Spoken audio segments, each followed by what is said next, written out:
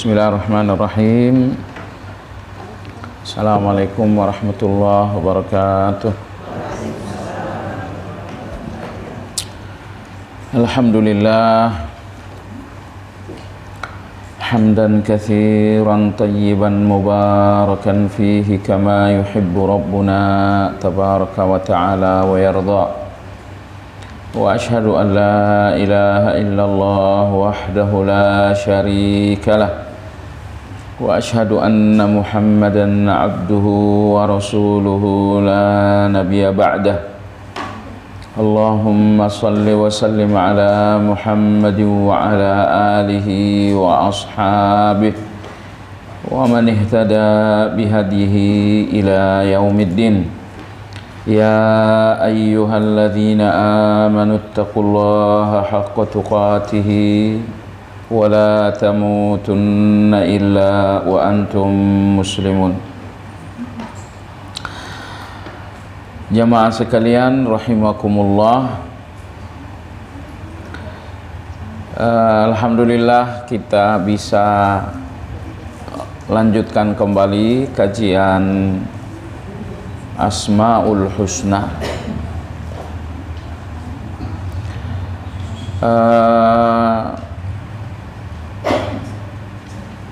Dalam kajian saya, ibu-ibu, kajian yang bertempat di masjid seperti ini memiliki 7 atau 8 keuntungan. Memiliki 7 atau 8 keuntungan. Dan keuntungan itu sesungguhnya berpangkal pada niat. Allah kita itu sangat penyayang sekali, sangat pemurah sekali, sebab Allah tidak membalas amal sesuai amalnya, melainkan sesuai niatnya. Allah tidak membalas sebuah amal sesuai amalnya, melainkan sesuai niatnya. Sehingga kadang-kadang kita melakukan satu amal,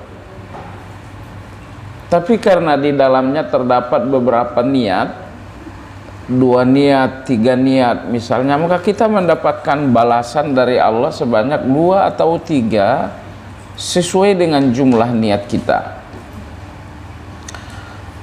Tadi misalnya ibu masuk ke masjid ini, mungkin ibu berwudu dulu gitu kan, berwudu di kamar mandi lalu masuk. Anda lakukan salat 2 rakaat, tapi Anda bisa menggunakan 3 niat.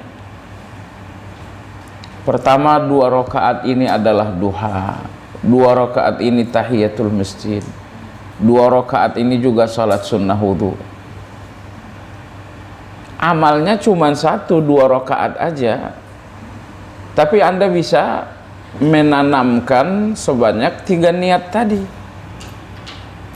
Pertanyaannya, Allah akan membayar amalnya atau membayar niatnya? Ternyata Allah Azza wa Jalla akan membalas, bukan amalnya yang akan dibalas, tapi niatnya yang akan dibalas oleh Allah. Sehingga begitu Anda selesai salam, dalam catatan Allah Anda nggak melakukan 1 salat, tapi Anda melakukan sebanyak 3 salat. Nah, begitu juga dengan kajian di masjid. Kajian yang berlangsung di sebuah masjid, Anda tidak usah buru-buru ke masjidnya dulu. Mantapkan dulu di rumah apa saja niat-niat yang bisa Anda tanamkan.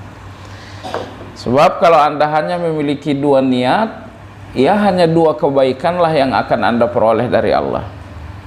Tapi kalau semisal Anda bisa menanamkan sebanyak 5-6 niat, tentu akan Anda memiliki sebanyak 5 atau 6 kebaikan dalam catatan Allah. Baik ibu-ibu sekalian, kebaikan pertama yang mesti diniatkan ketika hadir dalam kajian yang berlangsung di masjid, kebaikan yang pertama, niat yang pertama adalah niat talabul ilmi, niat menuntut ilmu. Wah, ini niat pertama. Saya ingin mendapat ilmu. Untuk apa ilmu? Biar saya tahu mana boleh dan tidak boleh. Biar saya tahu mana yang haram, mana yang tidak haram, mana yang wajib, mana yang nggak wajib. Jamaah sekalian yang saya hormati, alhamdulillahnya pahala menuntut ilmu ini cukup dengan kehadiran. Anda akan mendapatkan pahala penuh. Nggak mesti Anda harus paham 100%. Jadi Anda jangan berpikir kalau pergi ngaji nggak ngerti nggak dapat pahala. Ya tidak. Apa berarti misalnya yang paham 70% dapat pahala 70%, yang nggak paham nggak dapat sama sekali? Tidak. Pahala menuntut ilmu ini akan diberikan oleh Allah atas kehadiran. Jadi Anda ngerti nggak ngerti 100% atau 50%, pahalanya tidak berkurang. Baik, ini niat yang pertama, niat menuntut ilmu. Kemudian niat yang kedua adalah niat i'tikaf. Niat i'tikaf, insya Allah selama 2 jam kurang lebih kita di masjid ini, kita beriktikaf, dan ini menghasilkan pahala juga. Kemudian niat yang ketiga adalah niat mengunjungi Allah. Ternyata memasuki masjid untuk tujuan ibadah berarti Anda sedang mengunjungi Allah. Nah, Nabi kita dalam hadis sahih diriwayatkan dari Salman Al-Farisi radhiyallahu anhu, beliau bersabda, "Man tawadda'a fi baitihi fa ahsana al-wudu, thumma atal masjida fa huwa zairullah wa haqqun 'alal mazur an yukrima zair." Kata Nabi sallallahu alaihi wasallam, siapa yang telah berwudu di rumah lalu ke masjid, berarti ia sedang mengunjungi Allah. Dan sudah sepantasnya yang dikunjungi memberi sesuatu kepada yang berkunjung. Sudah sepantasnya bagi yang dikunjungi, yaitu Allah, memberi kepada yang berkunjung, yaitu kita semua. Apa pemberian Allah itu? Tidak disebutkan secara detail, tapi sudah pasti yang datang berkunjung tidak pulang dengan tangan hampa. Semua yang datang berkunjung akan mendapatkan sesuatu dari Allah. Nah, cuma syarat agar hadir Anda di masjid bernilai berkunjung, mengunjungi Allah, syaratnya dari masjid Anda, dari rumah Anda sudah berwudu. Baik, ini niat yang ketiga. Ketiga atau keempat itu? Baik, niat yang keempat, ibu-ibu, saya ke masjid, tujuannya ibadah, ibadahnya menuntut ilmu. Keuntungan Anda yang keempat, niat Anda yang keempat adalah untuk menjadi tetangganya Allah. Untuk menjadi tetangga Allah Subhanahu wa ta'ala. Dalam hal ini sebuah hadis sahih Nabi sallallahu alaihi wasallam bersabda, nanti pada hari kiamat Allah akan bertanya, aina jirani? Wahai kalian semua manusia, tetanggaku di mana? Semua manusia bertanya, waman jiranuka? Ya Allah, engkau itu Tuhan, siapa tetanggamu? Allah Subhanahu wa ta'ala menjawab, aina ummarul masjid? Mana orang-orang yang memakmurkan masjid? Mereka-mereka yang memasuki masjid untuk tujuan ibadah, di mana mereka? Masuk masjid, keluar, masuk lagi, keluar lagi, masuk lagi, keluar lagi. 5 kali sehari semalam mereka ke masjid. Mereka enggak ke masjid sekali seminggu. apalagi sekali sebulan, tapi 5 kali sehari semalam mereka ke masjid. Oh, berarti mereka tetanggaku. Jadi kalau Anda ini termasuk tetangganya Allah, kan tidak mungkin Allah nyakitin tetangganya. Sebaliknya, Allah justru sangat baik dengan tetangganya. Nah, ini niat kita yang keempat. Niat yang kelima masuk masjid apa? Untuk mengurangi dosa. Itu niat yang kelima. Saya ke masjid dulu deh biar dosanya berkurang. Kalau di rumah dosa kita tidak berkurang, baru saja scroll handphone udah ketemu dosa. Baru scroll itu udah ketemu. Masalahnya Anda lawan atau Anda hanyut. Nah, ini tips juga ibu-ibu sekalian ya. Kita scroll TikTok begini, tahu-tahu nongol yang sifatnya dosa misalnya. Nah, pilihan Anda dua nih. Kalau Anda segera melawan, oh itu satu catatan kebaikan. Tapi justru Anda hanyut, Anda ikut, Anda menikmati, sudah dapatlah dosa satu. Apalagi kita jalan-jalan ke mall, itu godaan dosanya lebih banyak, di kafe lebih banyak juga. Tetapi kalau kita pergi ke masjid, dosa itu relatif sangat berkurang. Maka ini niat berikutnya. Saya ke masjid dulu untuk ngurangin dosa. Niat berikutnya ke masjid adalah untuk berjumpa orang-orang ahli ibadah. Untuk berjumpa, berkenalan dengan orang-orang ahli ibadah. Ya kalau kita ke pasar ketemunya dengan pedagang-pedagang. Ya kalau kita misalnya ke kafe ketemunya paling dengan kawan-kawan. Tapi kalau Anda ke masjid itu bertemunya dengan ahli-ahli ibadah. Ketemunya dengan orang-orang yang sedang berjuang memasuki surga. Ketemunya dengan orang-orang yang sedang berjuang untuk setia kepada Allah Azza wa Jalla. Tentu berjumpa dengan orang saleh ini memiliki nilai yang sangat besar. Nah, kemudian di antara, oh Masya Allah, ini niat yang sangat besar. Niat keberapa nih? Ketujuh, keenam, ketujuh. Apa itu? Ternyata jamaah sekalian, Anda ke masjid ini menghasilkan 2 jaminan. Jaminan Allah. Nabi kita bersabda, "Thalathatun kulluhum dhaminun 'ala Allah." Ada 3 orang, mereka semuanya diberi jaminan oleh Allah. Apa jaminannya? In 'asha kufiya wa in mata dakhalal jannah. Kalau ia masih hidup, Allah berikan kecukupan. Tapi kalau ia wafat, Allah pastikan masuk surga. Itu 2 jaminan. Hidupnya dicukupi, matinya masuk surga.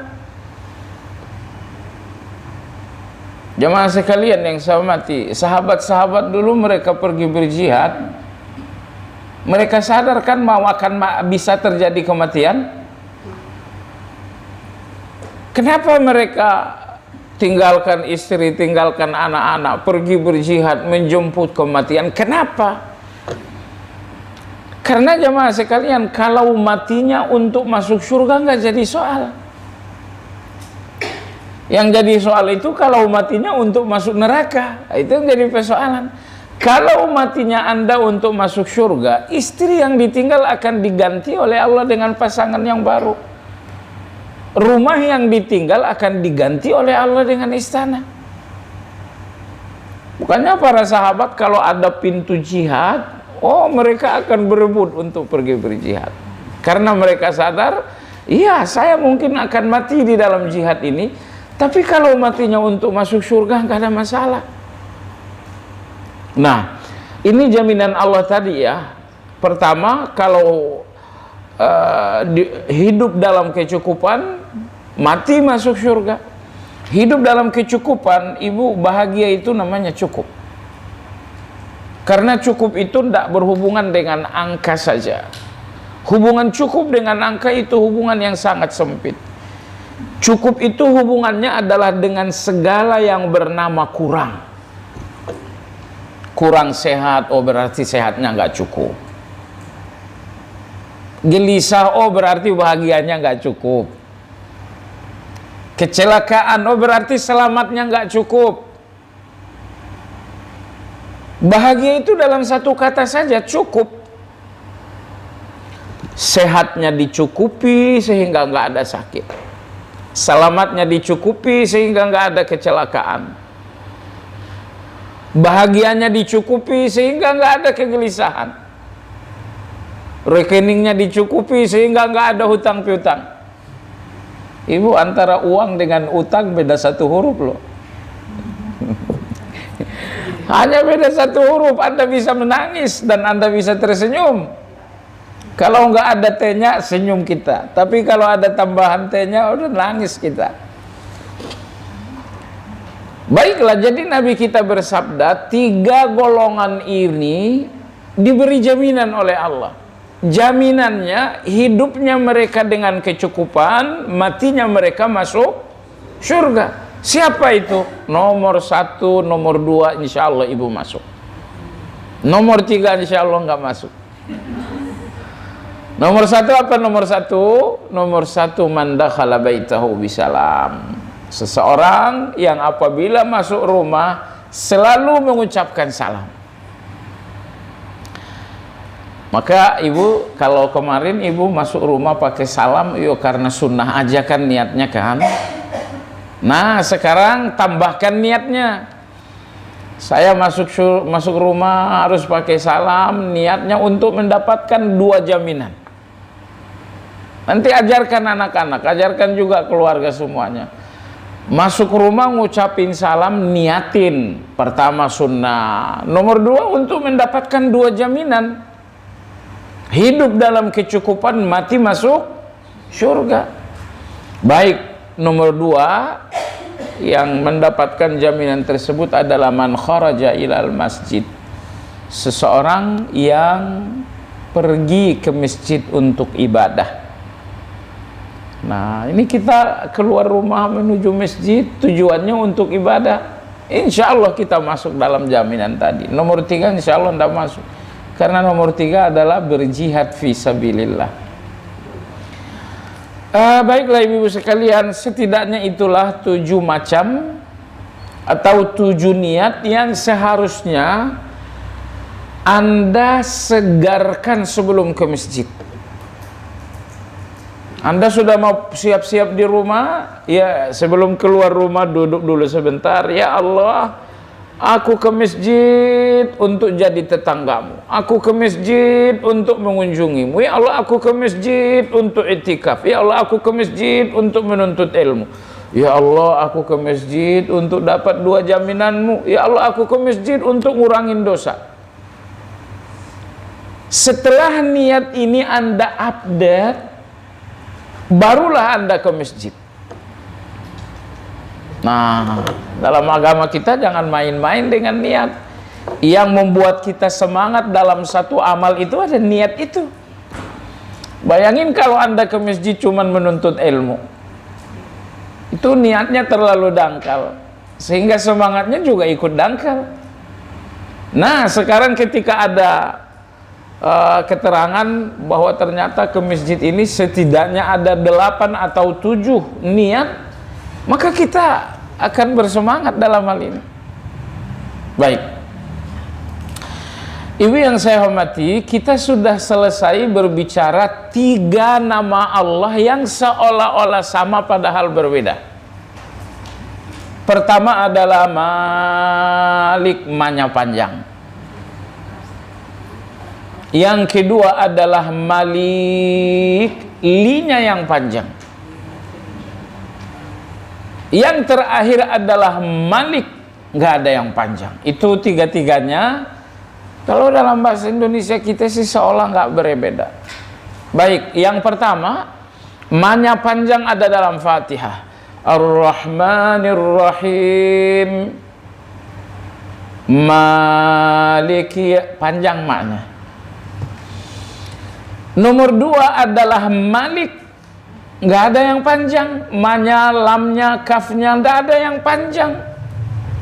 Ayatnya mana ayatnya? Surat An-Nas.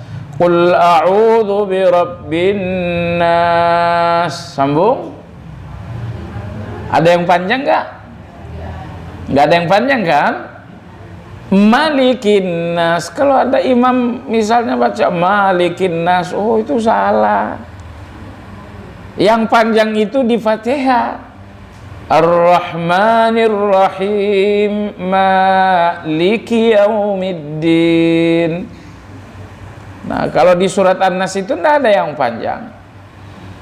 Masya Allah, di ayat terakhir surat Al-Qamar, lamnya yang panjang. Allah berfirman, Innal muttaqina fi jannati wa nahar fi maq'adi sidqin 'inda malikim muqtadir. 'Inda malik. Linya yang panjang. Baik Ibu, suatu hari Abu Hurairah ketemu dengan Nabi. Beliau mengatakan, ya Rasulullah, ajarkan aku zikir di pagi dan di sore hari. Maka Nabi Shallallahu Alaihi Wasallam mengatakan, kalau sudah di pagi dan di sore hari, ucapkanlah Allahumma alimal ghaibi wasyahadah. Sambung. Fatiras samawati wal ard. Sambung. Rabba kulli syai'in. Mana yang panjang? Ma atau li, Rabba kulli syai'in wa malikahu atau wa malikahu. Mana yang panjang? Malik. Malik. Ibu kalau ibu lihat ya, Malik dengan memanjangkan ma itu dihubungkan dengan kiamat.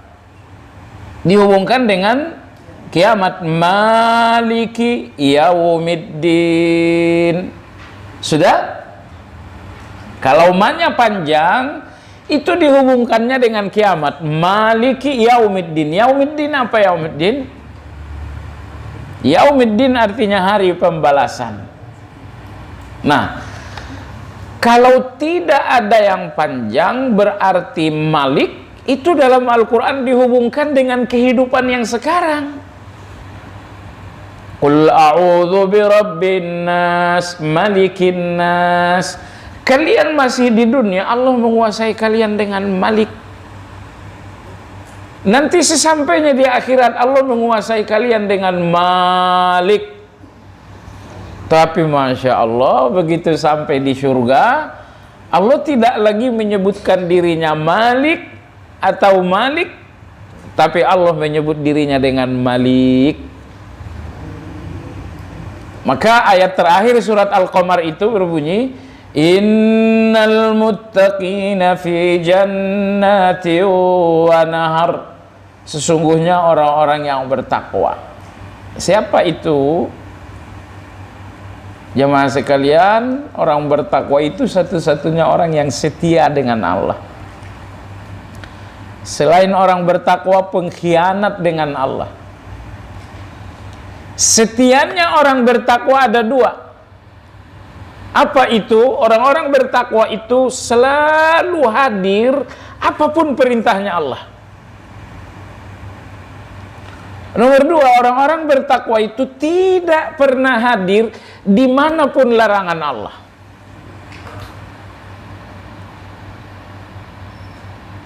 Jadi orang-orang bertakwa selalu hadir di dalam apapun perintahnya Allah. Duha perintah Allah enggak?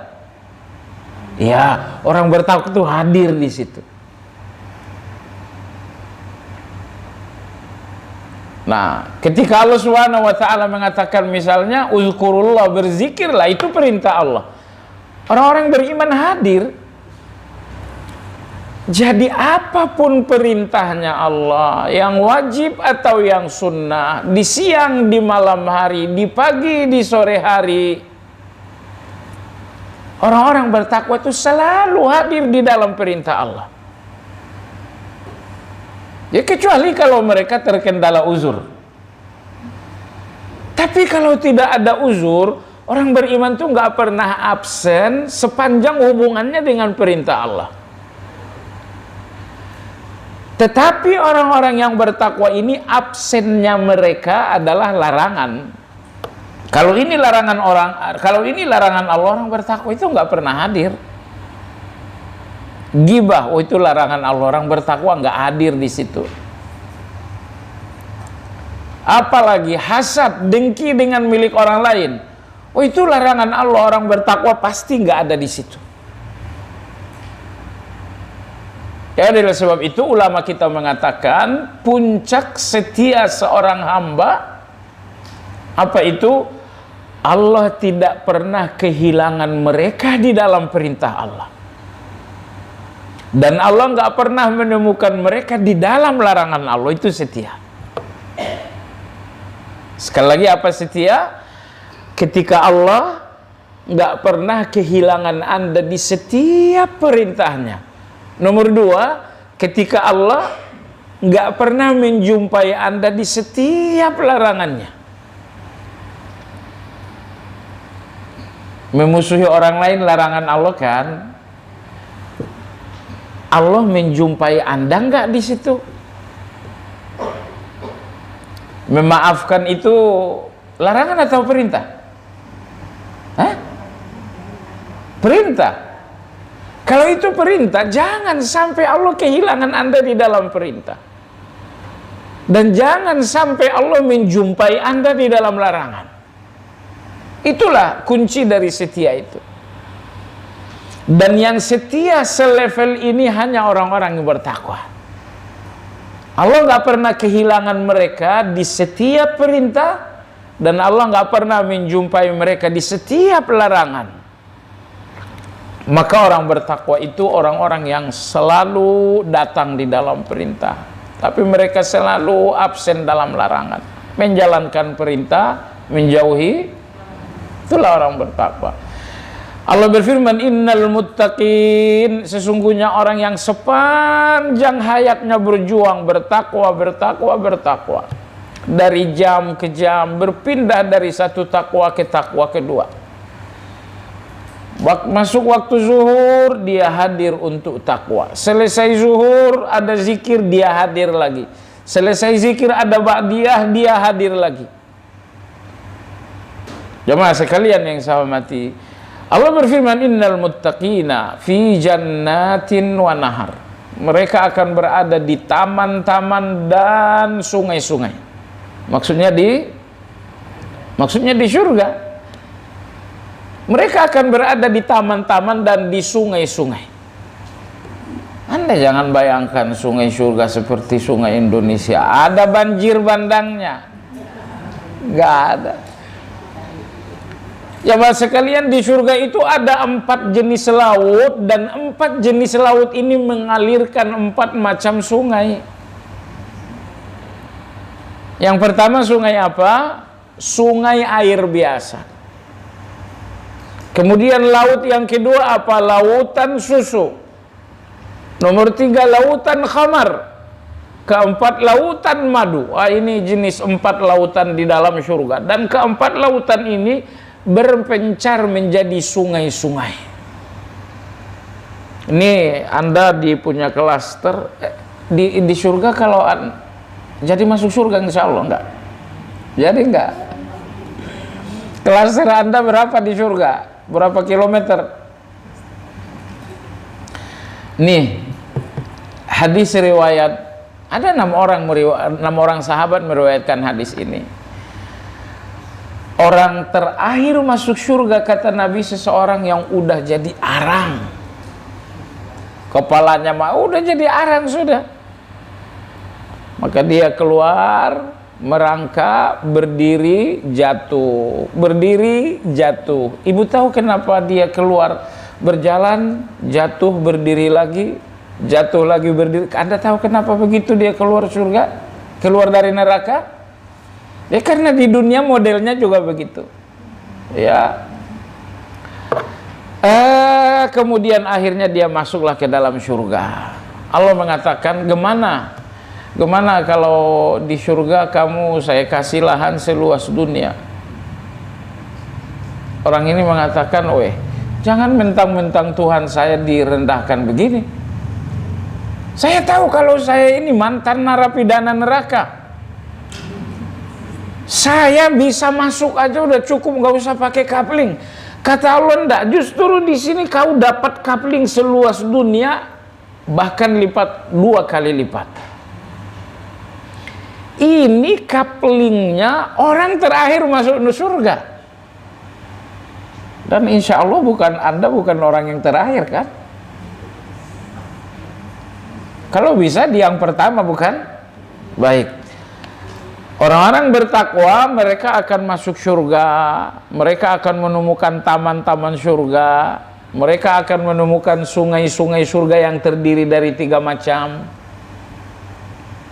Siapa tetangganya di surga? Fi maq'adi sidikin. Mereka akan berada di tempat yang disenangi. Disenangi.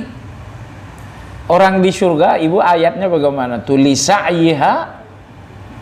Coba disambung dulu. Itu surat-surat Al-A'la toh. Fi jannatin 'aliyah la tasma'u fiha laghiyah fiha 'ainun jariyah. Kemudian di situ disebutkan lisa'iha radiyah, betul.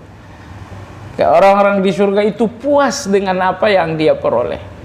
Maksudnya apa?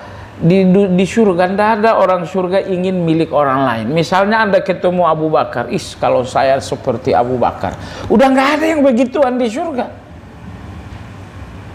Misalnya besok Anda ketemu dengan Maryam, ibundanya Nabi Isa, Anda lihat kaplingnya, istananya, coba kalau saya seperti dia. Tidak ada orang berpikir seperti itu di surga. Dunia ini makanya tidak nyaman karena kita selalu berpikir begitu. Lewat mobil orang, coba kalau saya seperti itu. Lihat rumah orang, coba kalau rumah saya seperti itu. Itu yang bikin dunia ini tidak nikmat.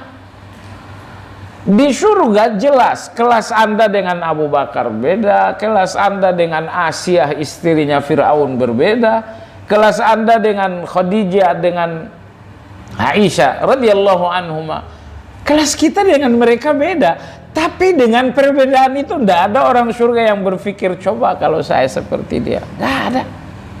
Allah berfirman lisa'yiha radiyah. Semua orang surga itu puas dengan keadaannya. Tidak ada yang menginginkan keadaan orang lain. Baik. Fi maq'adi sidikin. Di dalam surga mereka berada di tempat yang disenangi. Disenangi artinya tidak ada sedikit pun keinginan coba kalau seperti fulan kok. Enggak. Semua orang puas. Makanya orang yang masuk surga itu adalah radiyatan mardiyah. Apa radiyatan? Puas. Puas. Surga itu puas. Tidak ada yang punya keinginan memiliki milik orang. Dan di dunia ini tidak ada puas. Nggak usah cari itu. Saya ingin makanan yang bikin saya puas. Nggak ada. Rumah yang bikin saya puas. Kendaraan yang bikin saya puas. Kata puas itu tidak ada di dunia. Yang ada di dunia cuma ridho saja. Ridho yang diperjuangkan dengan keimanan. Tapi fasilitas yang benar-benar puas nggak ada. Karena setiap fasilitas Anda masih melihat orang lain lebih hebat, lebih baik. Kalau di surga nggak ada yang begitu.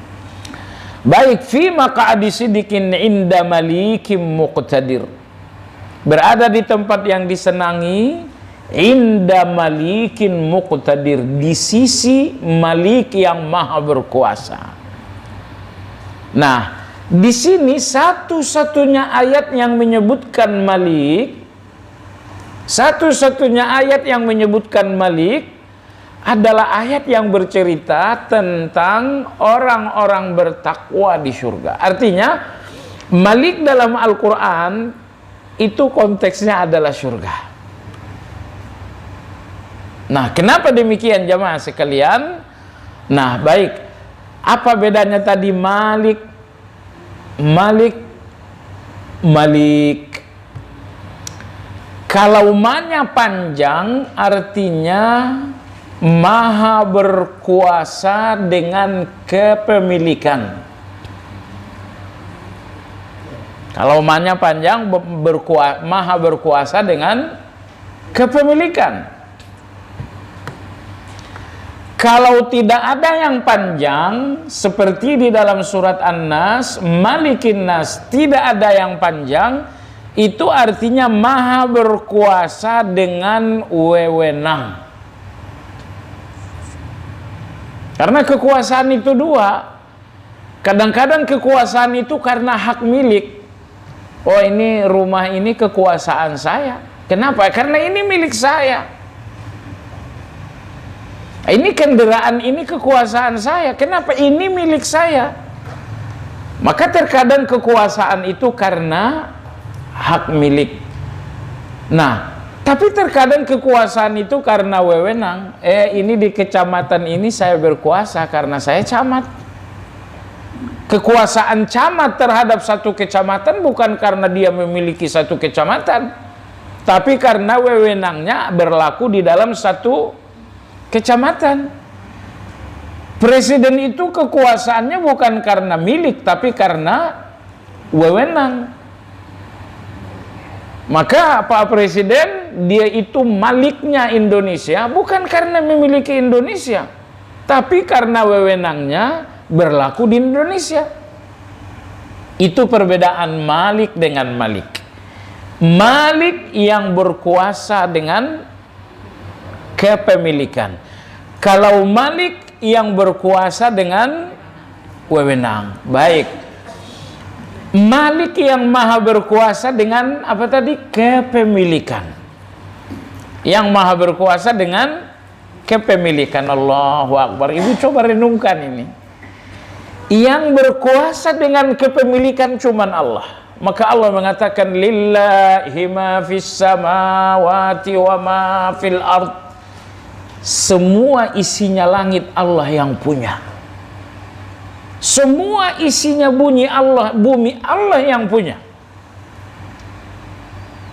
Maka yang betul-betul berkuasa dengan kepemilikan cuman Allah. Kalau Anda ini minjam, semuanya minjam. Usia muda kita minjam. Karena minjam ya sudah, akhirnya dia pergi, sekarang kita sudah begini. Sudah begini, Anda aja yang nyambung ya. Pintar cerdasnya kita ini juga minjam. Begitu kita udah tua udah mulai pikun. Kenapa pikun? Pikun itu artinya cerdasnya kamu itu pinjaman, maka udah pergi dikembalikan. Apalagi saya ini orang yang kuat gitu kan, tangan, kaki, saya ini seorang atletik. Tapi itu dulu, sekarang di mana kuatnya? Kuatnya udah dikembalikan. Yang tersisa sekarang sakit-sakit sendi. Anda dengan saya nggak jauh beda lah, duduk setengah jam masih bisa lipat kaki, lebih dari itu harus selonjoran. Tapi nggak jadi soal, Anda selonjoran aja.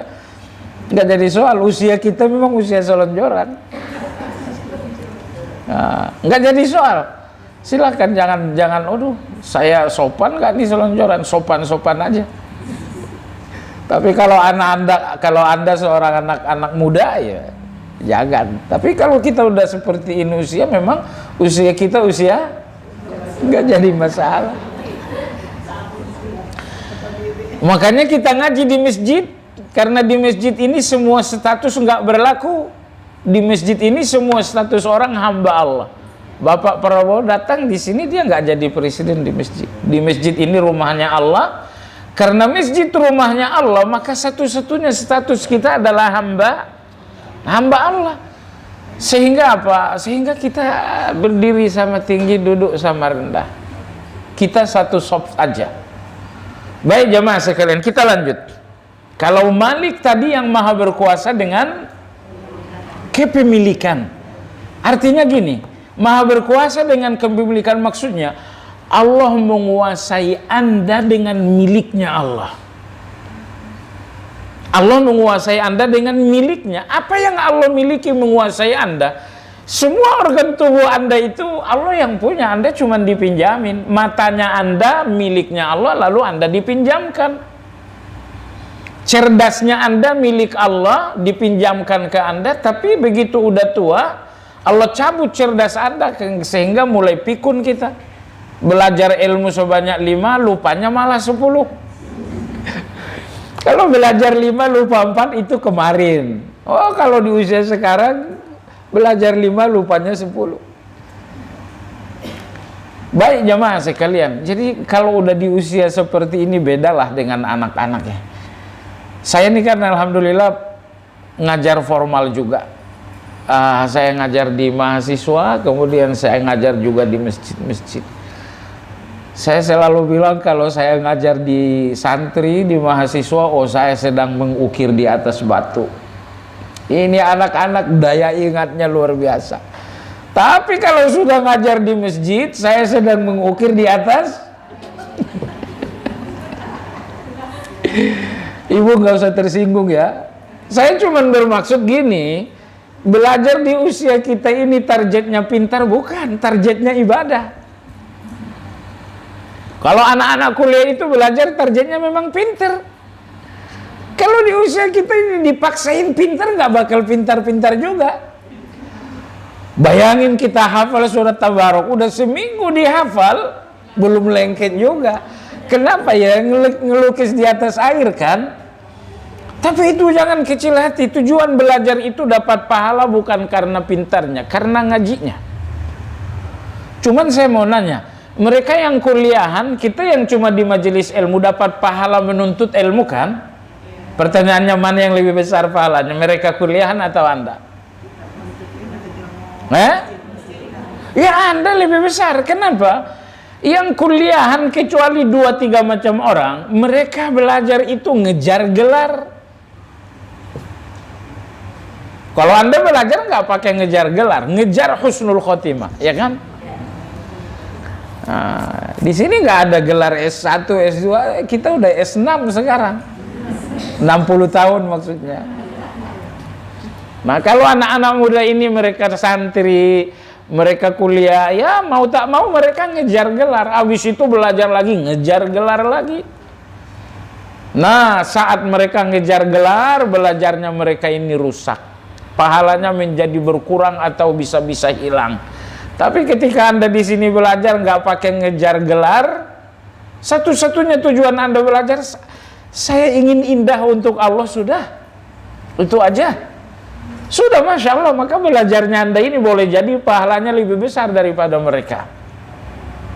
Kecuali kalau mereka ikhlas ya. Kalau mereka ikhlas ya jelas kita kalah. Karena anak-anak mahasiswa ini mereka belajarnya mereka untuk mereka dan untuk orang lain. Ya kalau kita belajarnya kita kan untuk diri kita sendiri. Baiklah ibu-ibu, jadi malik artinya yang maha menguasai dengan milik. Allah kuasai Anda dengan miliknya Allah. Apa milik Allah dalam menguasai Anda? Semua yang Anda miliki, semua yang ada pada Anda adalah miliknya Allah. Mata Anda, jantung sehat Anda, ginjal sehat Anda, semuanya Allah yang punya. Allah pinjamkan Anda. Ada saatnya Allah ambil pinjamannya, mata yang melihat Allah cabut sehingga kita nggak lihat lagi. Ada saatnya otak yang cerdas Allah cabut. Kenapa dicabut? Emang dia pemiliknya. Kita kan cuma minjam. Begitu juga dengan rekening kita, aset kita, rumah kita, itu juga Allah yang punya. Maka besok bisa kurang. Kenapa kurang? Maunya saya jangan kurang. Maunya Anda memang nggak kurang, tapi Anda kan cuma peminjam. Anda nggak punya kuasa. Saya ini menteri, iya, tapi itu nggak lama. 5 tahun kemudian Anda turun. Kenapa turun?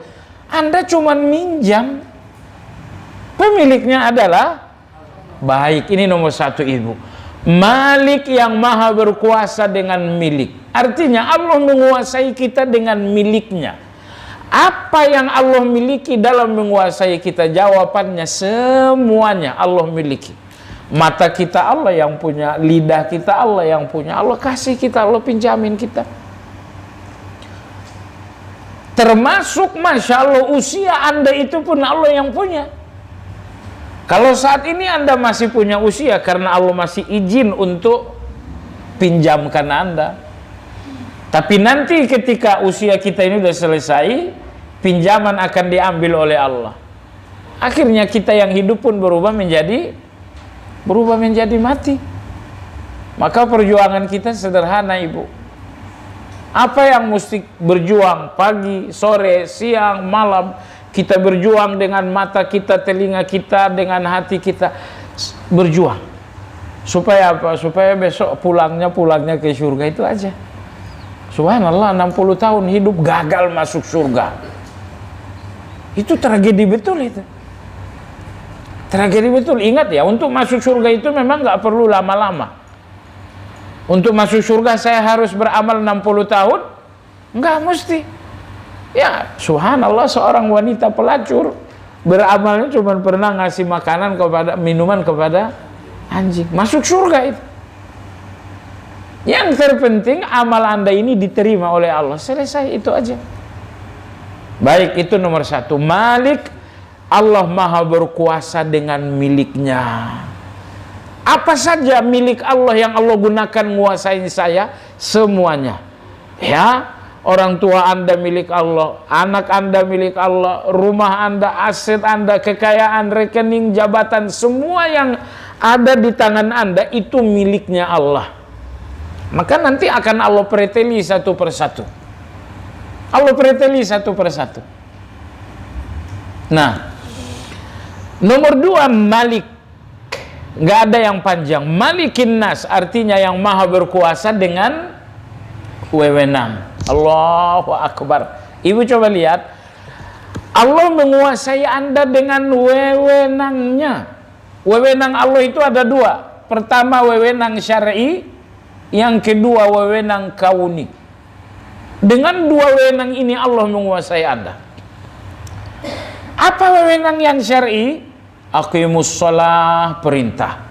La ta'kulur riba, jangan makan riba, larangan. Dengan perintah dan larangan itu wewenang syar'inya Allah untuk menguasai Anda. Sehingga kalau Allah mengatakan aqimus shalah, Anda masih keras kepala juga, dibakar Anda di neraka. Kalau Allah sudah mengatakan jangan berdusta, ternyata Anda masih berbohong, dibakar Anda di neraka. Kenapa? Perintahnya Allah itu wewenangnya Allah. Larangannya Allah itu pun wewenangnya Allah Azza wa Jalla. Maka malikin nas, Allah menguasai Anda dengan wewenangnya. Dengan perintahnya, dengan larangannya Allah menguasai Anda. Nomor dua, Allah menguasai Anda dengan wewenang kauni. Tadi pertama wewenang syar'i, yang kedua adalah wewenang. Apa wewenang kauni? Wewenang kauni ini namanya takdir. Sakitnya kita takdir Allah, gelisahnya kita takdir Allah. Semisal terjadi celaka itu takdir Allah. Misalnya pasangan kita tidak setia itu pun takdir Allah. Jemaah sekalian yang saya hormati, wewenang Allah yang kedua menguasai Anda. Allah menguasai Anda dengan takdirnya. Perhatikan, begitu keputusan Allah takdir A terjadi, Anda nggak punya pilihan kecuali menerima. Makin Anda tolak, makin Anda sakit. Misalnya, Allah putuskan, fulan, besok kamu kecelakaan sampai kakimu patah amputasi ya. Itu takdir Allah. Bisa dihindari tidak? Bisa dihindari? Tidak bisa. Oke. Kejadian ini nggak bisa dihalangi. Baik. Ketika si fulan ini berusaha berontak, saya tidak mau. Justru makin memberontak, dia makin sakit. Tapi kalau kamu pasrah, kalau Anda pasrah, memang pasrah ini tidak mengembalikan kembali kaki Anda, enggak. Anda tetap saja nggak punya kaki, tapi dengan pasrah itu Anda udah nggak sakit hati. Yang sakit cuman kakinya doang. Jadi sakit itu sakit di luar sajalah. Pilek cukup di luar. Sakit kepala ya cukup di kepala aja, jangan sampai ikut hatinya sakit. Ingat, kalau hati udah ikut sakit, semua anggota tubuh bakal ikut sakit.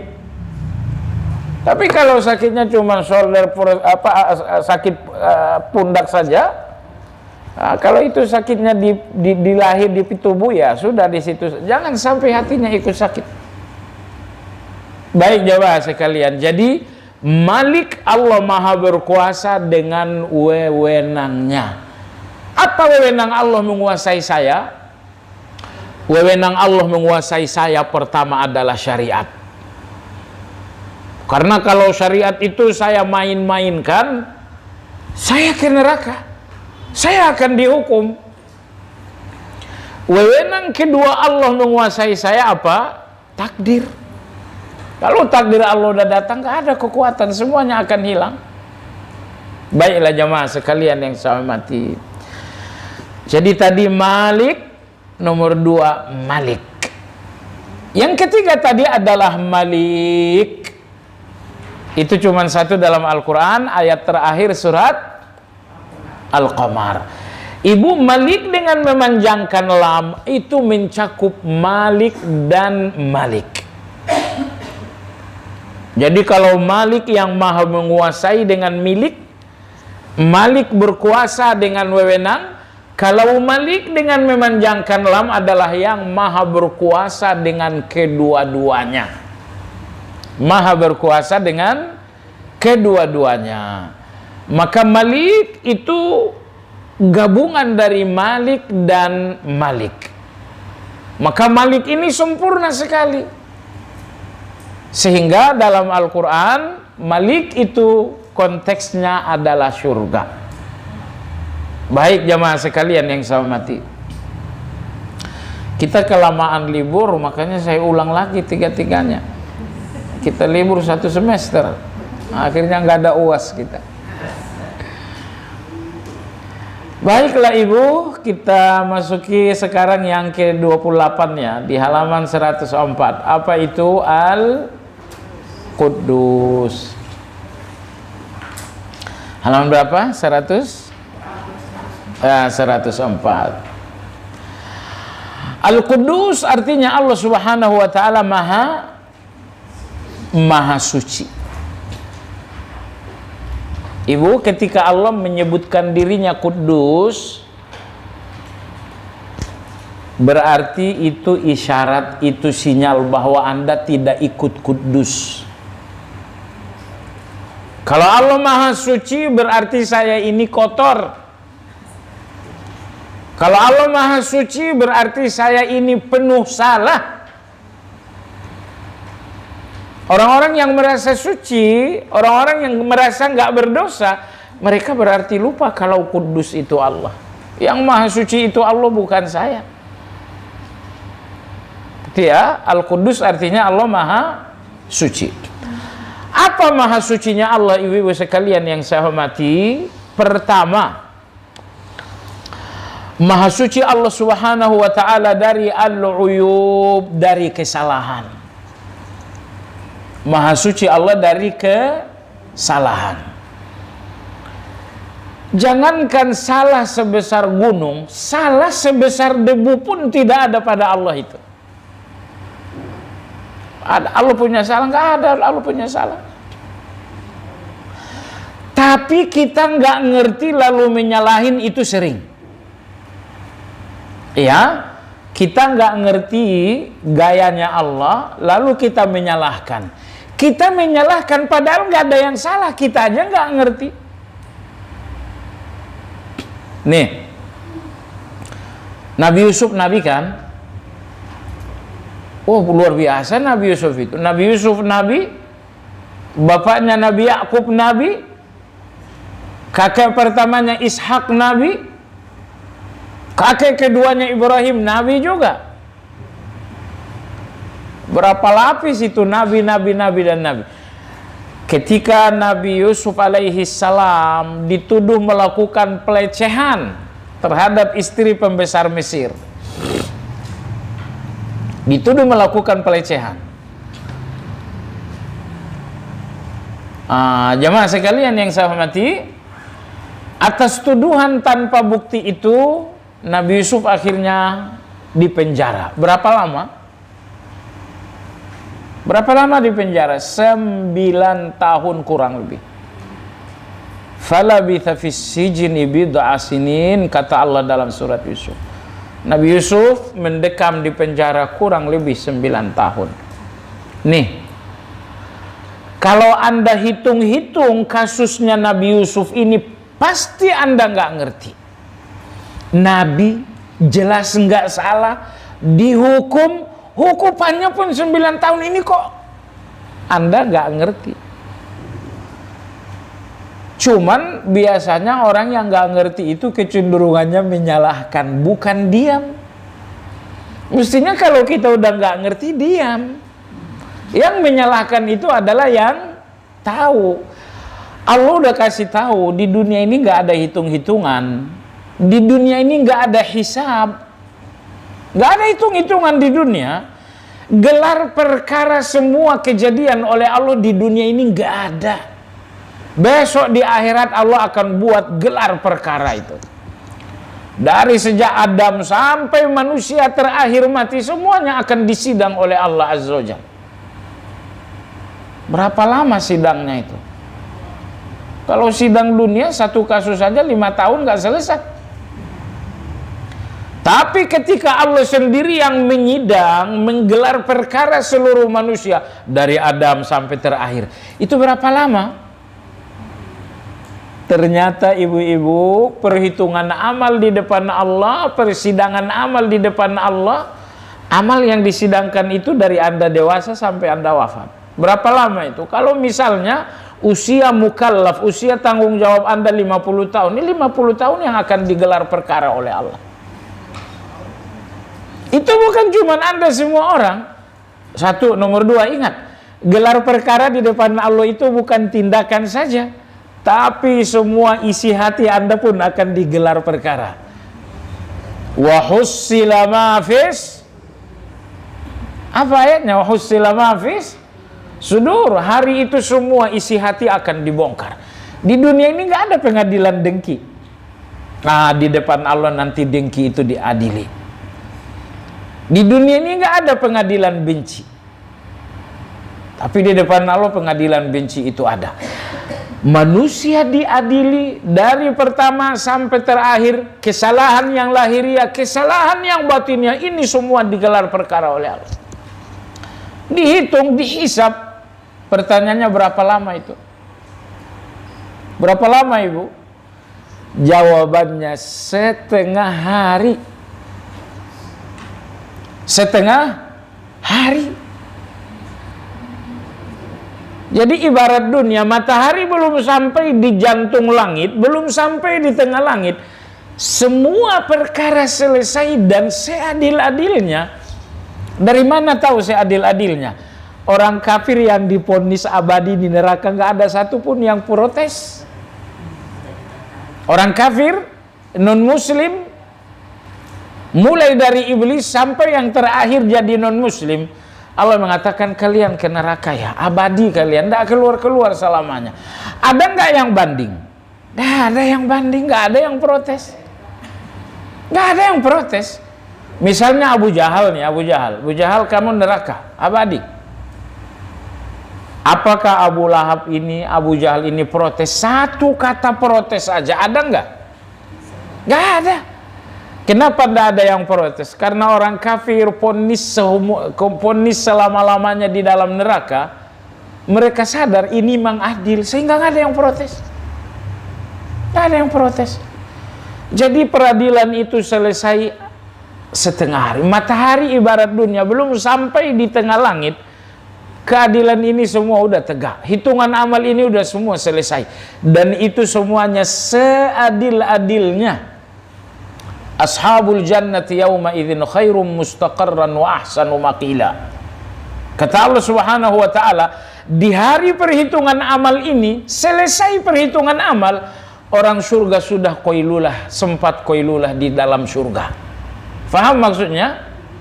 Perhitungan amal selesai, Anda masuk surga masih sempat qailulah. Ibu, qailulah itu kapan? Tidur kapan tuh habis asar? Tidur qailula itu sebelum sekarang barangkali ini. Udah kita selesai aja. Qailula itu artinya tidur beberapa saat sebelum zuhur. Kenapa mesti qailula? Dari pagi kita kerja, nanti mau zuhur. Kalau dari kerjaan nyambungnya zuhur, rakaat pertamanya masih pekerjaan, rakaat keduanya masih pekerjaan, rakaat ketiganya tadi saya tanda tangan akad apa itu? Kenapa? Karena pekerjaannya nyambung dengan zuhur, sehingga yang masih ke bawah-bawah adalah pekerjaan. Makanya dalam agama dianjurkan, sudah setelah bekerja tidur qailula kalian baru zuhur. Supaya apa? Supaya ada yang refreshing otak ini. Pekerjaannya nggak lepas kecuali Anda tidur. Kalau udah tidur pekerjaan ini lepas. Lalu begitu Anda azan, Anda bangun, sholat, fresh. Khusyuk ini bisa. Khusyuk ini gampang. Intinya Allah dalam ayat tadi dalam surat Al-Furqan, ashabul jannati yawma idzin khairum mustaqarran wa ahsanu maqila. Penghuni surga di hari perhitungan amal, mereka telah masuk ke dalam surga dan sempat qailulah. Yang artinya kalau mereka usai penghitungan amal masuk surga dan sempat qailulah, berarti lamanya perhitungan amal itu masih sempat qailulah di surga. Gampangnya jam 11 udah di surga. Gampangnya, cuman di sana nggak pakai jam. Nggak pakai jam. Baiklah ibu sekalian, Al-Quddus Maha Suci. Maha Suci apa Allah itu? Maha Suci dari kesalahan. Ingat Maha Suci nomor 1 ini. Kenapa? Karena semua kejadian harus Anda kembalikan kepada Maha Suci yang pertama ini. Aku sakit, Maha Suci Allah dari kesalahan. Nggak salah saya sakit. Aku dibully orang, ini fitnah. Kembalikan kepada Maha Suci yang pertama. Maha Suci Allah. Allah nggak mungkin salah walaupun saya difitnah. Nggak salah bagaimana? Sakitnya nggak ketulungan. Pekerjaan saya dicabut, jabatan saya dicopot gara-gara fitnah. Tetap saja Allah nggak salah. Anda sakit betul, tapi Allah nggak salah. Kenapa Allah nggak salah? Padahal saya udah sakit. Karena Allah bayar sakitnya Anda itu lebih mahal daripada sakitnya. Semisal sakitnya Anda 50, Allah bayar sebanyak 5.000. Di mana salahnya Allah coba? Salahnya Allah di mana? Kecuali kalau misalnya Anda sakit dan Allah nggak ngasih ganti. Itu Allah salah itu. Tapi Masya Allah jamaah sekalian, takdir apapun yang buat Anda sakit, itu semuanya dibayar oleh Allah lebih mahal daripada nilai sakitnya. Lebih mahal dari nilai sakitnya. Ayub alaihissalam sakit berapa lama ibu? Belasan tahun kan? Belasan tahun sakitnya luar biasa. Ya kita sakit 3 hari aja udah satu benua tahu. Nabi Ayub alaihissalam beliau sakit selama belasan tahun. Sakitnya Nabi Ayub sakit kan? Iya, tapi nggak salah Allah. Kamu memang sakit, tapi Allah nggak salah. Kenapa Allah nggak salah? Karena sakitnya kalian dibayar oleh Allah lebih mahal daripada sakit itu sendiri. Kalau Allah ngebayar setiap sakitnya kita lebih mahal daripada sakit itu, pertanyaannya Allah salah nggak? Ingat ya, dengan sakit itu Anda nggak rugi, Anda untung.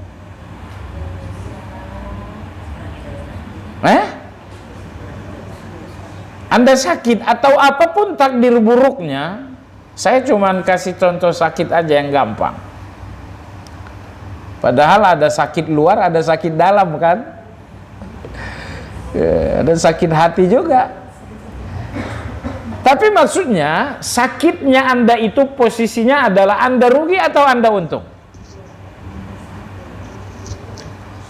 Kalau hubungannya dengan Allah Anda untung. Tapi hubungannya dengan diri Anda sendiri Anda rugi. Dengan sakit ini saya nggak bisa jogging, Anda rugi hubungannya dengan diri Anda. Tapi hubungannya dengan Allah Anda untung. Kenapa? Sakit Anda ini dibayar dengan ampunan. Jangan salah, dosa Anda udah 5 gunung. Dosa Anda bukan 2 liter, bergunung-gunung dosa itu. Sementara istighfar Anda cuma 2 tetes. Mana mungkin istighfar yang sedikit bisa menghapus dosa yang sangat? Allah Maha tahu, Allah Maha tahu. Allah Maha tahu ya. Kata Allah, istighfarmu sedikit, dosamu besar. Maka Allah berikan ampunan. Makanya sakit itu jadi sakit karena Anda ngelihat diri Anda. Sakit saya nggak bisa jogging, sakit saya nggak bisa shopping, sakit saya nggak bisa. Karena sakit itu hubungannya saya, makanya sakit itu sakit. Tapi kalau sakit itu Anda hubungkan dengan Allah, ternyata Anda untung. Sakit saya hubungannya dengan Allah, ampunan. Sakit saya hubungannya dengan Allah, derajat saya naik. Kalau kemarin nilai saya cuman sebagai orang beriman, nilai saya nilai 3. Ini bukan merah, marun itu. Nilai 3. Tapi sekarang datanglah sakit, akhirnya nilai itu jadi nambah. Besok sakit lagi, nambah lagi. Allahu Akbar. Nabi kita bersabda dalam hadis saya diriwayatkan dari Abu Daud, kata Nabi SAW, Inna lil abdi indallahi manzilah la yablughuha amal fala yazalu Allahu yabtalihi hatta yuballighuhu iyyaha. Terjemahan gampangnya begini, Allah udah catat seorang hamba masuk surga, sayangnya amalnya enggak cukup. Amalnya enggak cukup. Karena surga itu mahal, bukan murahan surga itu. Yahudi ketemu Nabi Muhammad, tanahnya surga itu kayak apa dalam agama kalian? Kata Nabi SAW, tanahnya surga itu barmakatun bayda mu'asfar alaiha misk. Kata Nabi SAW, tanah surga itu lebih halus dari bedak, lebih harum dari kesturi. Sebagian tanah surga itu berwarna putih, sebagian berwarna saffron. Yahudi bilang, betul, di dalam Taurat juga seperti itu. Jadi surga itu mahal sekali.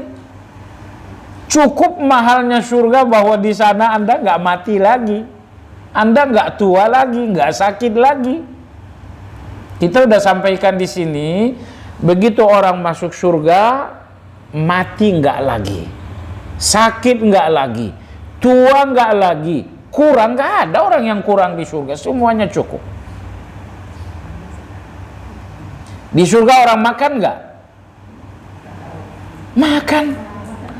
Tapi makan untuk nikmatin, bukan makan karena lapar.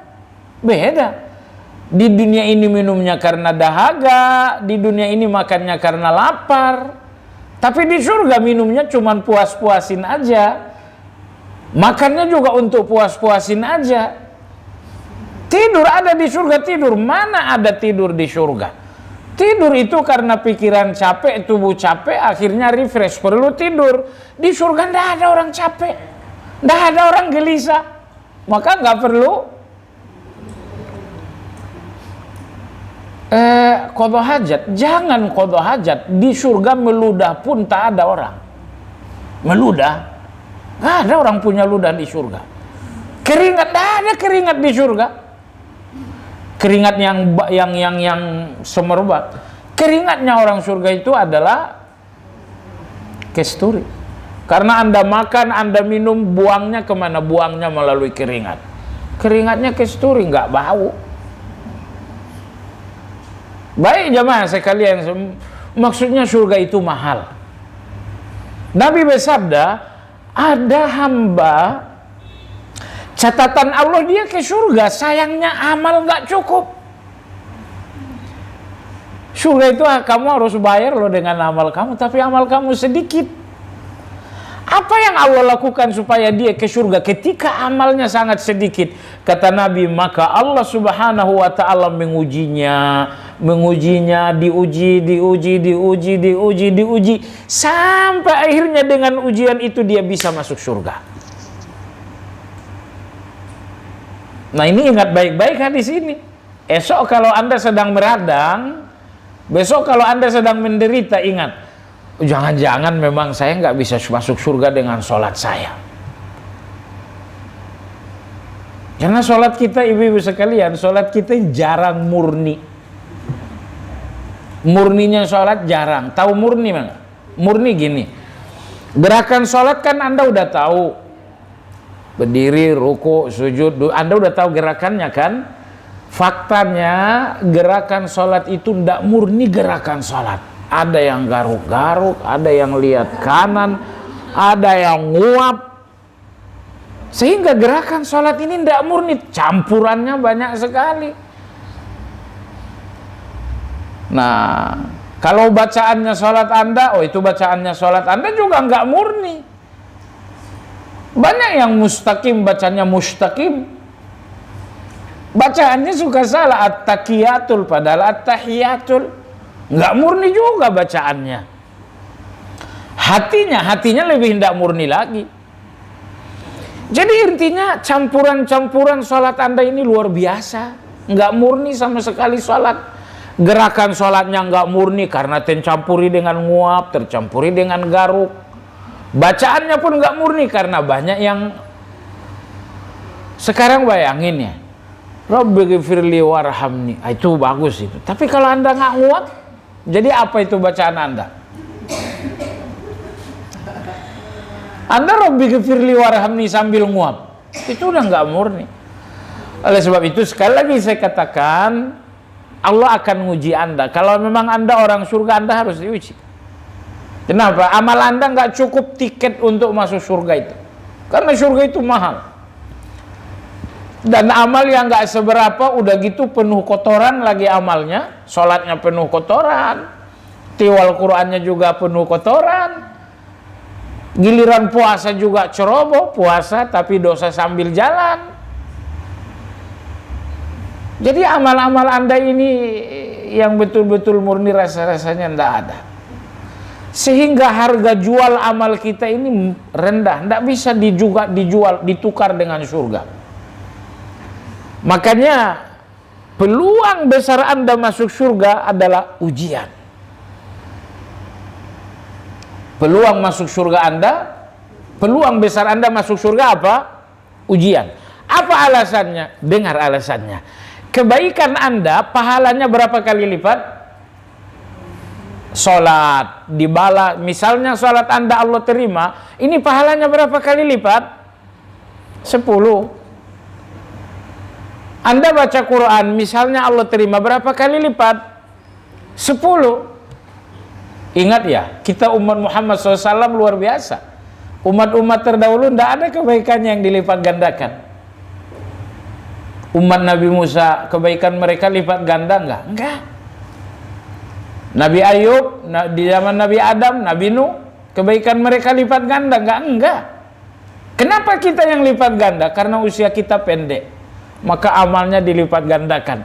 Kalau dulu kan di zaman Nabi Adam usia orang 1000 tahun. Ya kalau kita cuma 60-70 tahun, Anda saya tawarin usia 90 tahun juga Anda pasti nggak mau. Mau usia 90 tahun? Sendi-sendi udah sakit mau 90 tahun usia. Makanan enaknya makanan, tapi dokter bilang jangan. Sehingga apa yang sisa buat Anda? Satu-satunya makanan sehat Anda air putih. Selebihnya harus serba ditakar. Kamu boleh makan nasi ya, berapa? 5 gram. Ya Allah. Bagus, sudah usah makan saya kalau cuma 5 gram. Cuma ngotorin mulut doang. Jadi Anda mau usia 90 tahun hanya untuk menjalani hari-hari sakit yang panjang? Berat kita. Kalau 90 tahun sehat walafiat, oke. Tapi 90 tahun sakit-sakitan itu sakit sekali. Ujung-ujungnya sih kembali kepada Allah ya. Baiklah, jemaah sekalian yang saya hormati, semua kebaikan Anda lipat gandanya cuma 10. Kalau lipat gandanya cuma 10, surga itu masih terlalu mahal. Anda butuh satu amal yang lipat gandanya tanpa batas. Apa itu? Ibu, apa amal yang lipat gandanya tanpa batas? Sabar. Sabar itu adanya di mana? Di ujian. Cuman ujian itu Allah udah atur. Bulan ini ujiannya suami, bulan ini ujiannya anak-anak, bulan ini ujiannya perdagangan, bulan ini ujiannya difitnah orang, bulan ini ujiannya jabatan. Allah udah atur itu. Ujian untuk Anda itu udah pas, nggak ada salahnya. Saya mau ujian saya suami, wah itu udah pas itu.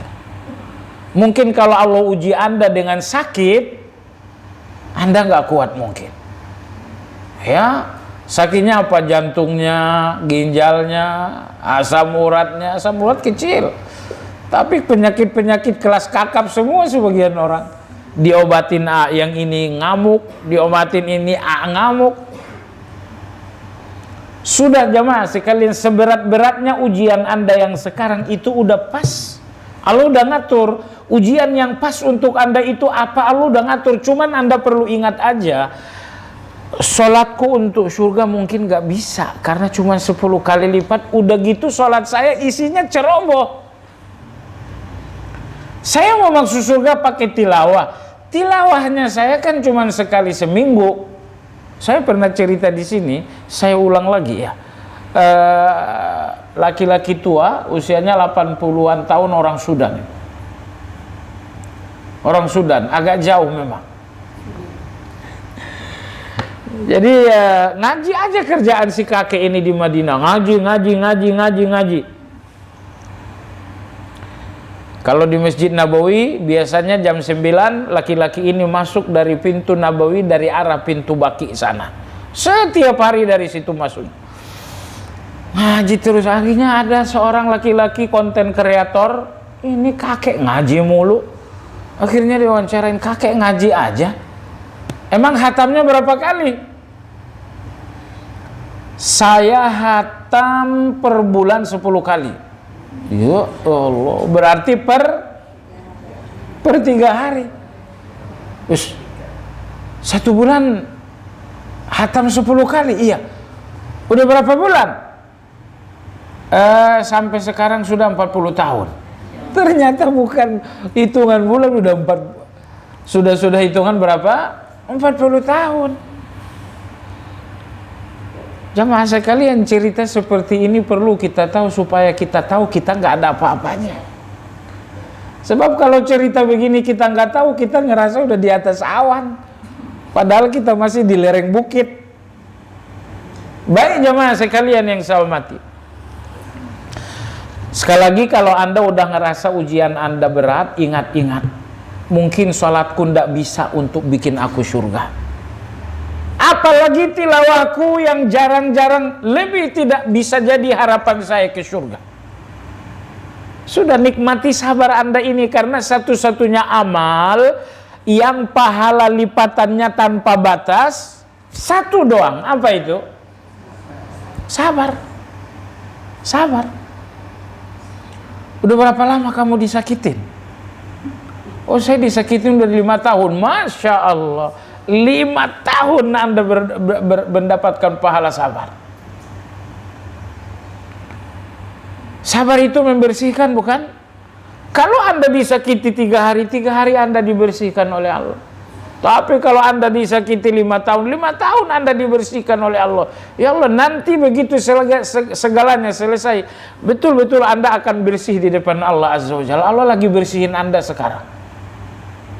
Karena bersihnya Anda pakai taubat nggak bagus, taubat Anda nggak bagus. Bersihnya Anda dengan amal, amalnya Anda ceroboh semuanya. Bersihnya Anda dengan istighfar Anda jarang-jarang. Biarin Allah bersihkan Anda dengan ujian ini, dengan musibah ini, dengan cobaan ini. Terima cobaan Anda jemaah sekalian. Maka tadi saya katakan, jangan hubungkan cobaan dengan Anda, jangan hubungkan cobaan dengan orang lain, itu bikin sakit. Hubungkan cobaan dengan Allah. Kalau ujian ini udah dihubungkan dengan Allah, ternyata ujian ini pahala dari Allah. Ujian ini ampunan dari Allah. Ujian ini nilai alias derajat dari Allah Azza wa Jalla. Nikmati ujian Anda. Semuanya akan selesai. Dulu ada seorang raja. Ini cerita ini sebenarnya cerita fiktif. Pelajarannya aja yang penting. Si raja punya pendamping orang bijak. Si raja bilang, kasih saya nasihat, berlaku setiap saat, berlaku setiap keadaan, tapi nasihatnya jangan panjang-panjang. Cuman berlakunya setiap saat, setiap keadaan. Orang bijak ini bilang, orang bijak bahasa Arabnya adalah ahli hikmah. Dia bernasihat, nasihat untuk Anda satu saja. Ini pasti berlalu. Cukup itu saja. Ini kekuasaan sedemikian. Oh, ini pasti berlalu. Pasti nggak sombong itu. Kekayaan Anda luar biasa. Ini pasti berlalu. Nggak mungkin sombong. Termasuk ketika Anda disakiti orang lain, meradanglah hati ini, sakit, terluka hati ini. Ini pasti berlalu. Oh, jadi tambah enteng ini. Gak ada yang tetap. Ciptaan Allah itu gak ada yang tepat, semuanya berubah. Allah katakan dalam Ali Imran, wa tilkal ayyamu nudawiluha bainan nas. Hari itu berubah, kata Allah. Tidak selamanya hari itu Anda menang. Nggak selamanya juga hari itu Anda kalah. Ya, ada saatnya menang, ada saatnya kalah, ada saatnya nangis, ada saatnya. Cuman saya mau kasih tahu ibu-ibu sekalian, begini, ibu urus makan nih, cerita makan dulu lah, walau ibu puasa mungkin hari ini. Makan keadaan lapar, makan masih kenyang, itu mana yang lebih enak? Padahal lauknya kan sama aja ya. Lauknya balado sama. Cuman makannya waktu lapar, enaknya luar biasa. Dengan lauk yang sama Anda makan tapi sudah agak kenyang, enaknya udah hilang. Apa maksud saya jemaah sekalian, dengarin. Semua ibadah ini hidangan Allah untuk Anda. Salat ini hidangan Allah, sujud itu hidangan Allah, zikir itu hidangan Allah, doa itu hidangan Allah, tawakal itu hidangan Allah. Semua hidangannya Allah ini, nikmatnya kalau Anda dilaparkan oleh Allah dengan ujian. Lagi Anda sehat, salat Anda datar-datar aja. Tapi begitu Anda udah sakit, salat Anda masuk, ya Allah, ihdinas rabbi ghafirli, semuanya penuh arti. Lagi uang Anda banyak, Anda doa biasa aja, Rabbana atina fid dunya, biasa aja. Tapi begitu datang ujian Allah, doa Anda dari awal sampai akhir tuh air matanya luar biasa. Banjir bandang air mata kita. Sampai-sampai jamaah sekalian, kita diuji Allah nih. Akhirnya kita berdoa, ya Allah, akhirnya mau ngomong sampai nggak bisa ngomong, kita cuma air mata aja makin banyak. Kenapa? Ini makanan Anda sedang lapar, makanya air matanya muncul. Tapi kalau misalnya suaminya setia, uangnya banyak, sehatnya bagus, semua anaknya sukses, doanya Anda itu kering.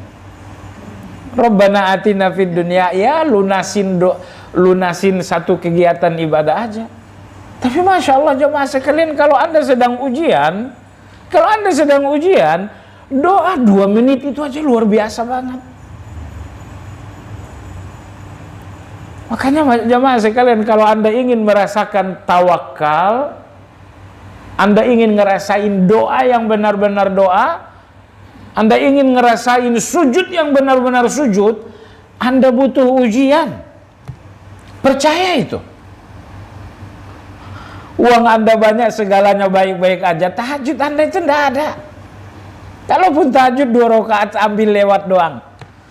Tapi Masya Allah, pasangan hidup khianat, keuangan lagi seret, kesehatan mulai terganggu. Kalau dunia nggak punya kebahagiaan lagi bagi Anda, disitulah ibadah itu baru nikmat. Kalau dunia nggak bisa ngasih Anda bahagia lagi, barulah sejadah ini nikmat sekali sejadah itu. Begitu kita baca Fatihah, alhamdulillah. Karena pada akhirnya dengarin ya, tidak ada yang sayang Anda itu melebihi Allah. Tidak ada. Nggak ada yang benar-benar sayang dengan Allah, cuma mau bukti. Buktinya adalah Anda pasti pernah konflik dengan semua manusia. Jangankan suami, jangankan anak. Dengan orang tua aja Anda pernah konflik, benar? Tapi Allah pernah konflik dengan Anda? Enggak pernah. Bahwa Anda pernah konflik dengan semua orang menunjukkan bahwa cintanya semua orang itu cinta yang tercemar dengan konflik. Satu-satunya cinta tanpa konflik cuma cintanya Allah Azza wa Jalla. Baik jemaah sekalian yang saya hormati, kembali lagi ke Maha Suci ya. Maha Suci pertama, Maha Suci Allah dari kesalahan. Saya selonjoran dulu sebentar.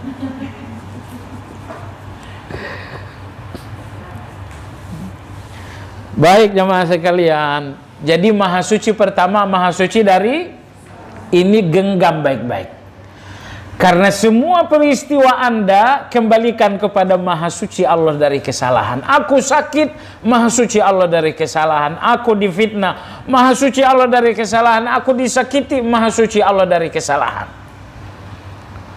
Jadi semua ujian Anda itu nggak ada yang salah kalau dihubungkan dengan, tapi ujian Anda salah kalau dihubungkan dengan dia.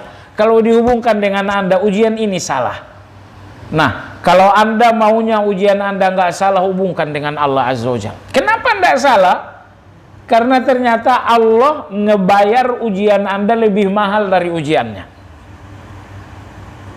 Ya, Allah ganti ujian Anda lebih mahal, lebih baik daripada ujiannya.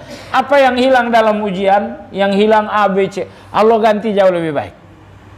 Maka tadi saya katakan sebenarnya kalau Anda mau lapang dada dan Anda mau melihat hikmah, ujian apapun keuntungannya lebih besar daripada ruginya. Ujian apapun keuntungannya lebih besar daripada ruginya. Betul, misalnya perdagangan hari ini Anda rugi, oke rugi. Sekarang coba lihat untung lain. Pasalnya kan gini, aduh pasal ini yang berat. Apa? Untung rugi bagi Anda angka. Padahal untung rugi non angka itu lebih besar. Bagi banyak orang apa untung itu? 5 miliar itu baru untung. Selain itu nggak ada untung, nggak ada untung. Nah, itu yang bikin Anda terlalu sempit memahami untung. Akhirnya tidak sering Anda dapat untung. Seandainya Anda lebih luas memahami untung, ternyata setiap saat Anda sedang untung. Setidaknya Anda sekarang bernapas. Kalau itu bukan untung, apa namanya? Jadi untung itu jangan urusan rekening aja lah. Biar setiap saat kita untung ya. Maha Suci Allah dari kesalahan. Nomor 2, minan naqas. Maha Suci Allah Subhanahu wa ta'ala dari keterbatasan. Maha Suci Allah dari keterbatasan. Maksudnya apa? Allah tanpa batas segala-galanya. Gini nih, Anda penyayang kan? Tapi sayangnya Anda itu terbatas. Tetapi Allah Azza wa Jalla Ar-Rahmanir Rahim, sayangnya Allah itu tanpa batas. Allah Al-Ghani Maha Kaya, kayanya Allah itu nggak ada batas. Al-Barru Allah Maha Baik, baiknya Allah itu tanpa batas. Allah Al-Halim Maha Lembut, lembutnya Allah itu nggak ada batas. Al-Latif Allah Maha Halus, Maha halusnya Allah tanpa batas. Jadi Allah nggak punya sifat salah, Oke.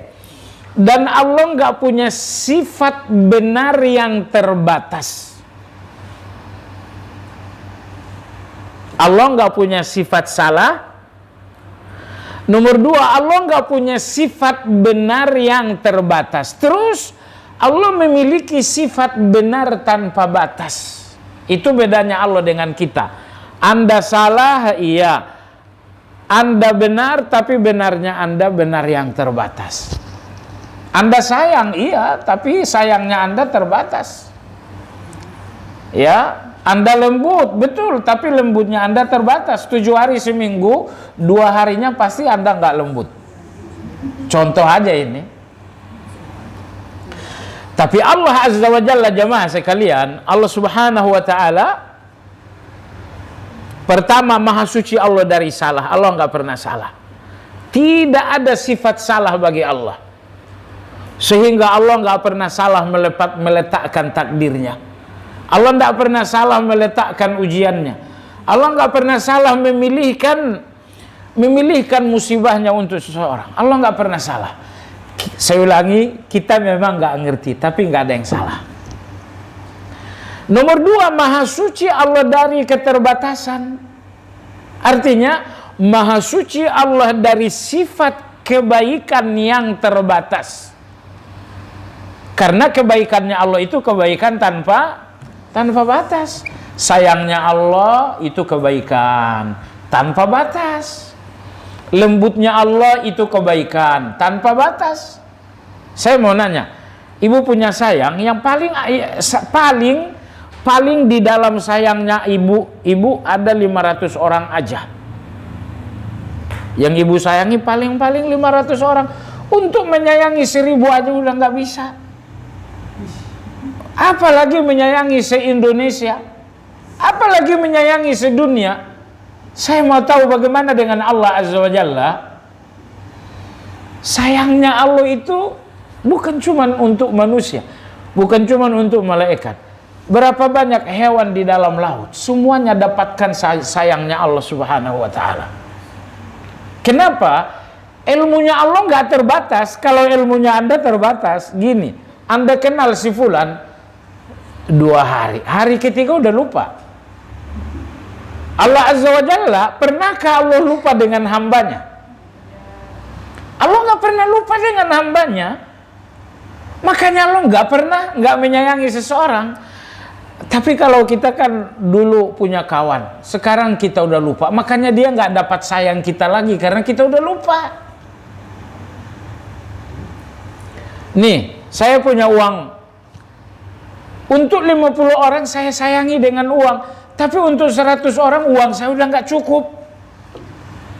Tapi Allah Azza wa Jalla, Allah tidak maha terbatas. Sayangnya Allah nggak terbatas, kayanya Allah nggak terbatas, lembutnya Allah nggak terbatas, termasuk maafnya Allah pun tanpa batas. Kalau maaf Anda paling memaafkan 2 kali, habis itu nggak ada. Anda maafin berapa kali? Rata-rata SP itu cuma 3, SP1, SP2, SP3, pergi sana. Udah nggak ada maaf untuk yang keempat. Tapi Allah Azza wa Jalla, maaf Allah, ini mau nanya, sampai kapan Allah memaafin Anda? Bu, sampai kapan Allah memaafkan Anda? Sampai nyawa di sini. Sampai nyawa di sini, ingat ya. Tidak ada yang memaafkan Anda sampai nyawa di sini kecuali Allah Azza wa Jalla. Besok kalau semua di akhirat Allah masih maafin nggak? Masih.